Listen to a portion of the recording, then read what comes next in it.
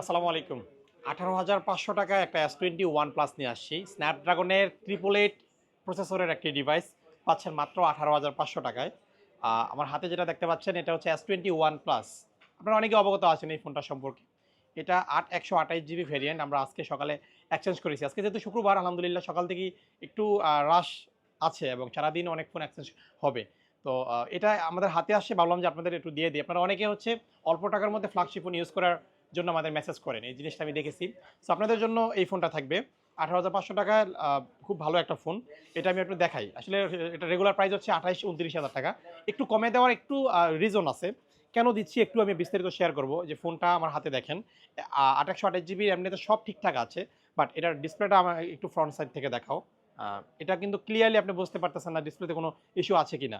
But এটাতে একটা issue আছে এই মাঝখান বরাবর এই যে এই পাশ থেকে নিচে একটা লাইন আসে। এটা মাঝে মধ্যে আসে আবার মাঝে মধ্যে ভিজিবল না আরকি, চলে যায়।